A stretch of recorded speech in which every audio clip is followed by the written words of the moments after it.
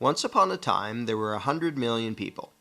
They had different interests, different beliefs, different occupations, but for the most part, they got along pretty well. Then one day, a gang of a few hundred people showed up.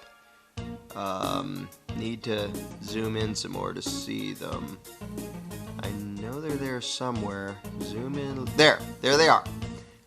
And this gang of a few hundred said to the throng of 100 million, "From now on, you all have to give us a cut of everything you earn." This is an accurate graphical comparison between the number of American taxpayers and the number of U.S. congressmen. And the throng said, "Gosh, do we have to give you a cut of what we earn?" And the gang of a few hundred said, "Yes, you have to." And the throng said, "Well, okay, I guess we have to." And one little troublemaker asked, "What if we don't?" The gang of a few hundred didn't like this and said, "If you do not comply, we shall unleash upon you our legions of enforcers."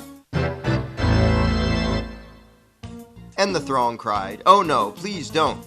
We will comply, we will pay." This is an accurate graphical comparison between the number of American taxpayers and the total number of IRS employees. Time went by, and the gang of a few hundred said, "Now we want more of what you earn." And this kept happening over and over again, until eventually some of the throng were paying almost half of what they earned to the gang. Whenever the gang demanded more, the throng would say, "Golly, we're already having a tough time. Do we really need to give you even more?" And the gang always said, "Yes, you must, or we shall unleash our legion of enforcers." Now the gang of a few hundred was getting trillions of dollars every year, spending it on wars and pyramid schemes, giving away goodies to their friends, buying influence, and doing lots of other things. And some of the throng started saying, "We don't really like the war you're waging with the money we give you. Do we really have to be paying for that?" And the gang said, "Yes, we demand it.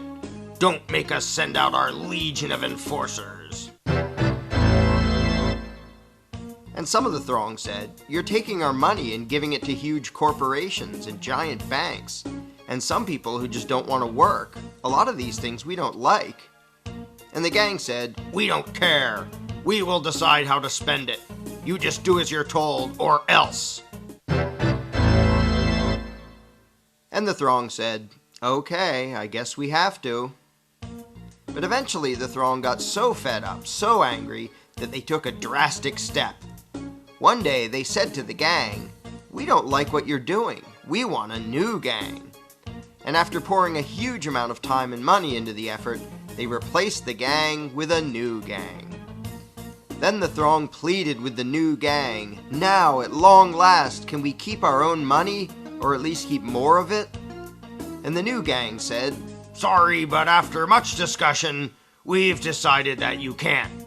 You have to keep giving us what you've been giving, in fact, a little bit more than before." The throng was distraught and said, "This is dreadful. But after all, what choice do we have?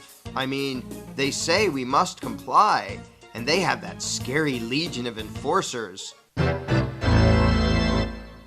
We're powerless against them. We'd better just do as we're told." So they did as they were told, got poorer and poorer, and lived miserably ever after. But after all, what else could they have done?